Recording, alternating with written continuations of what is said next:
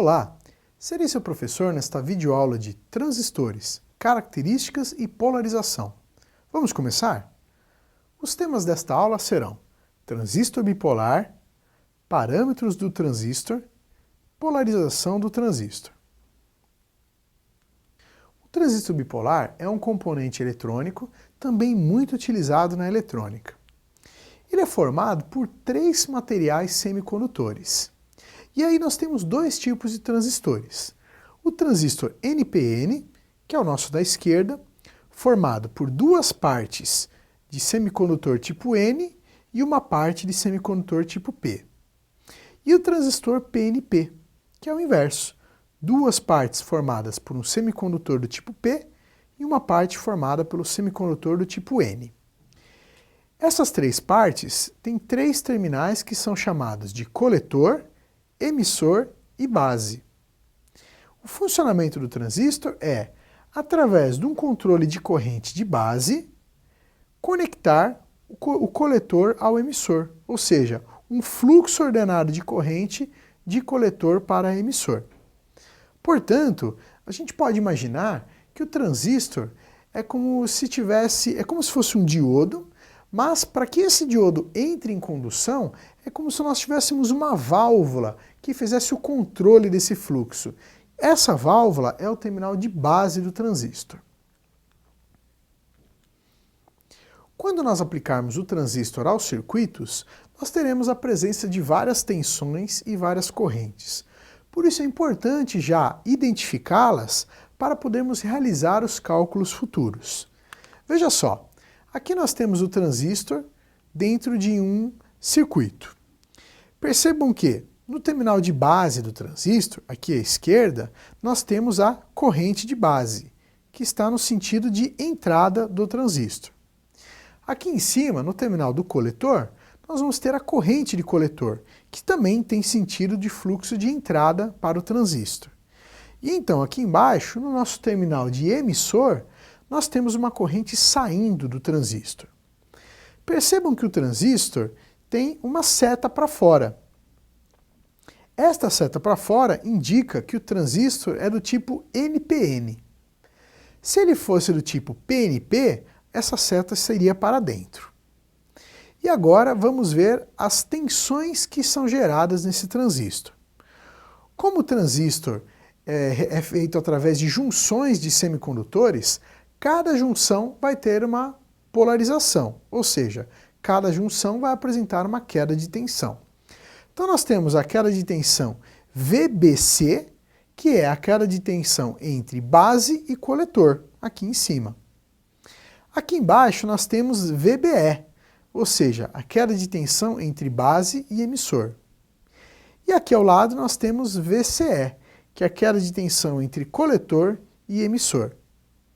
É muito importante identificar esses termos, porque as mais diversas aplicações vão pedir para você calcular esses valores ou vão apresentar esses valores no manual do transistor. Um outro parâmetro de suma importância no transistor é o ganho. O ganho é um valor adimensional, ou seja, não tem uma unidade de medida, e é, na realidade, a relação entre corrente de coletor e corrente de base. O ganho pode ser trazido pela letra beta do alfabeto grego, informando justamente essa relação. Corrente de coletor por corrente de base. Em alguns casos, você vai encontrar no datasheet do transistor o ganho sendo especificado como HFE. Então, é uma outra maneira de se demonstrar esse parâmetro no manual do transistor. O ganho geralmente está explícito no manual do transistor, mas ele pode estar em faixas de valores.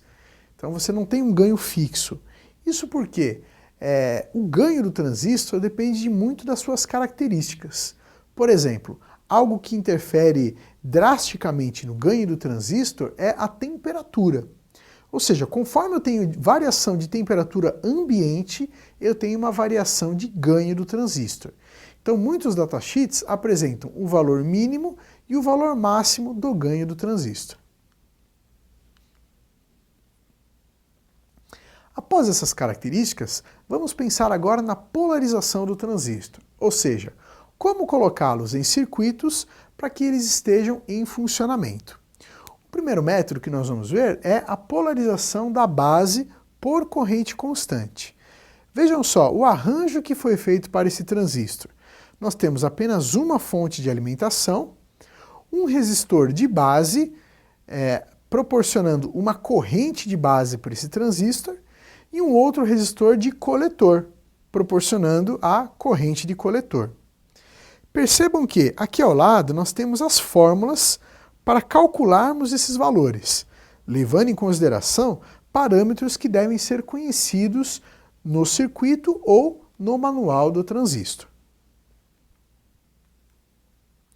Existem vários tipos de polarização do transistor, mas nós vamos citar uma outra bastante importante, que é a polarização da base por divisor de tensão.